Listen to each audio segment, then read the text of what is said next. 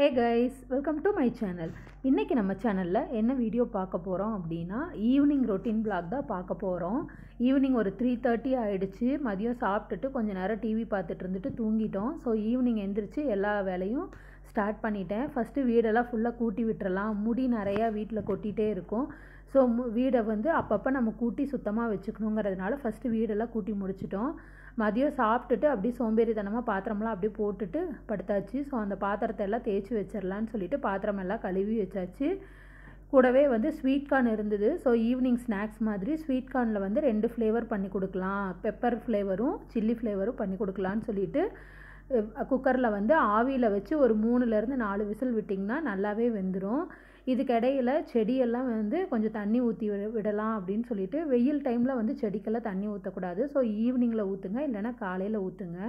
நான் வீட்டில் ஒரு 5 பிளான்ட் மட்டும்தான் வளர்த்திருக்கேன். ஸோ என்னென்னு பார்த்திங்கன்னா, மணி பிளான்ட் வச்சுருக்கேன். அது ரொம்ப அழகு செடி அப்படிங்கிறதுனால அது வச்சுருப்பேன். துளசியும் வெத்தலை கற்பூரவள்ளி இது 3மே நான் கம்பல்சரியாக நம்ம வீட்டில் வச்சுருப்பேன். ஏன்னா குழந்தைங்க வச்சுருக்க ஒவ்வொருத்தரும் இந்த 3 செடியுமே வீட்டில் வச்சுருக்கணும்.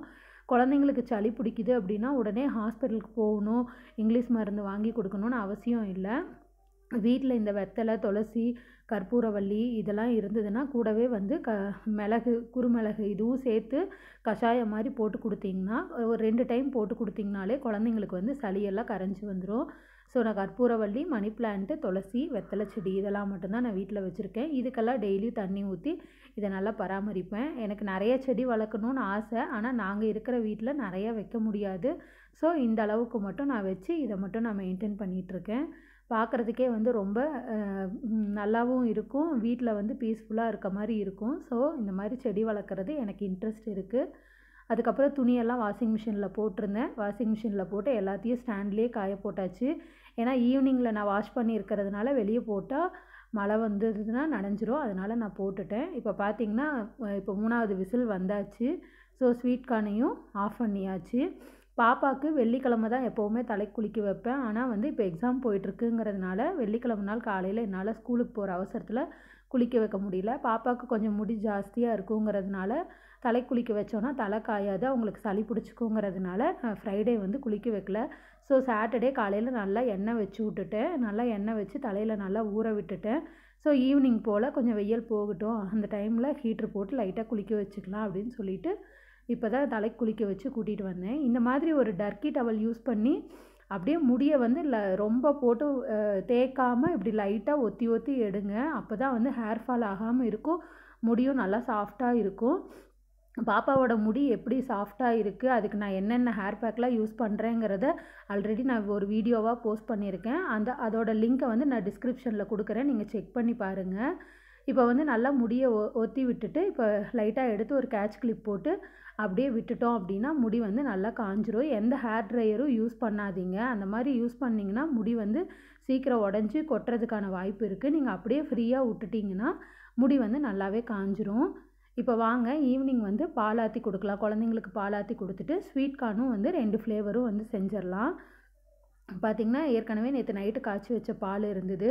என்னோடய ஃப்ரிட்ஜ் டூரும் நான் ஆல்ரெடி போட்டிருக்கேன். அதோட லிங்க்கும் நான் டிஸ்கிரிப்ஷனில் கொடுக்குறேன். நீங்கள் உங்களுக்கு டைம் இருந்ததுன்னா செக் பண்ணி பாருங்கள், எப்படி நான் ஃப்ரிட்ஜை ஆர்கனைஸ் பண்ணி வச்சுருக்கேன் அப்படிங்கிற ஒரு ஃபுல் வீடியோ நான் உங்களுக்கு அதோட லிங்க்கை நான் டிஸ்கிரிப்ஷனில் கொடுக்குறேன். இப்போ பார்த்திங்கன்னா பால் காய்ச்சிடலாம். பால் காய்ச்சிட்டு பால் போடலாம். கூடவே ஸ்வீட் கார்ன் 2 ஃப்ளேவரும் ரெடி பண்ணிடலாம். இப்போ பாருங்கள், ஸ்வீட் கார்ன் அப்போவே ஆஃப் பண்ணிட்டேன். இப்போ விசில் அடங்கிருச்சு. ஸோ இப்போ ஓப்பன் பண்ணி பார்க்கலாம் எப்படி வெந்திருக்கு அப்படின்னு சொல்லிட்டு.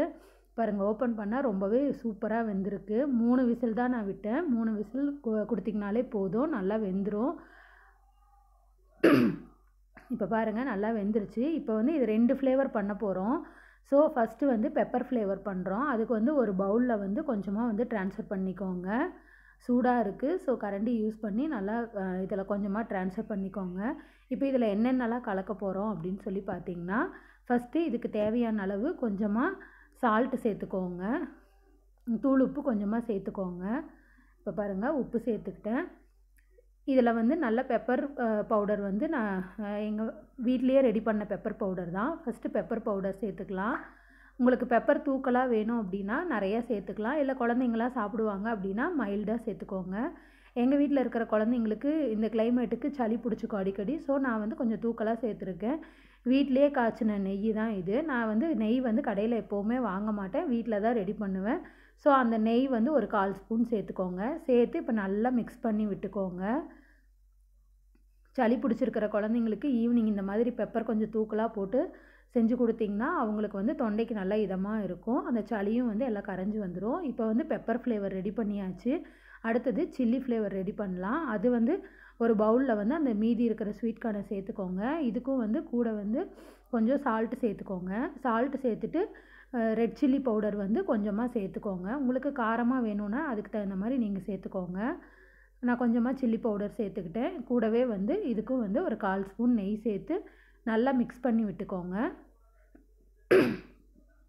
பாருங்கள், நல்லா மிக்ஸ் பண்ணதுக்கப்புறம் ரொம்பவே நம்ம கடையிலலாம் கூட்டிகிட்டு போய் வாங்கி கொடுக்கறத விட நம்ம வீட்லேயே இந்த மாதிரி ரெடி பண்ணி கொடுக்கலாம். பார்த்திங்கன்னா இது சில்லி ஃப்ளேவர் ரெடி, இது சில்லி ஃப்ளேவரு, இது வந்து பெப்பர் ஃப்ளேவரு.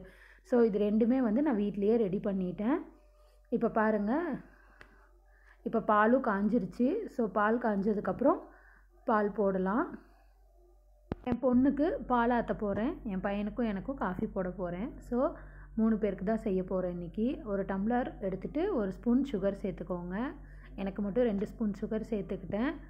ஃபஸ்ட்டு பால் ஆற்றிடுவோம். அதுக்கப்புறம் வந்து 2 பேருக்கும் வந்து காஃபி. ஈவினிங் வந்து ஒரு டம்ளர் காஃபி எடுத்துக்கிட்டால் தான் வந்து கொஞ்சம் நல்லா இருக்குது. ஸோ வந்து நான் எப்போவுமே ஈவினிங்கில் வந்து ஒரு டம்ளர் காஃபி எடுத்துப்பேன்.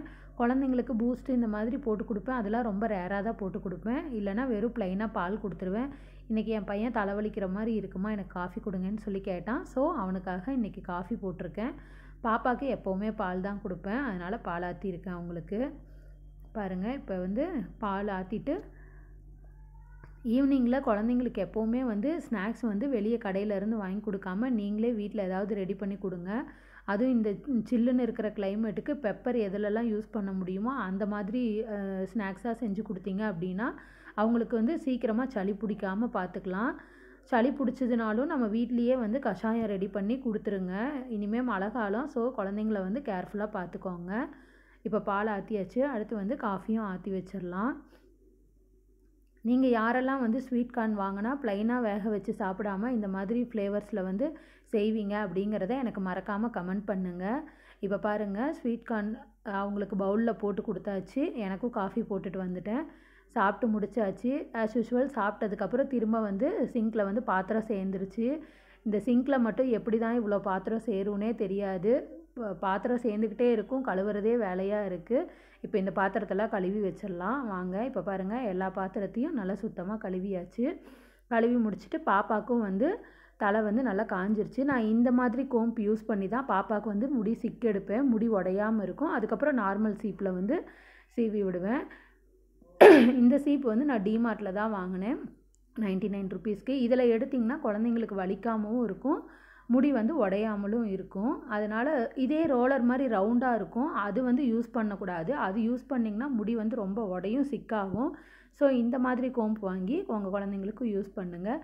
இப்போ பாருங்கள், முடி வந்து நல்லா காஞ்சிருச்சு. ஸோ அந்த சீப்பில் நல்லா சிக்கு எடுத்துட்டு இப்போ வந்து முடியை வந்து நல்லா கோம்பு பண்ணி விட்டுருங்க.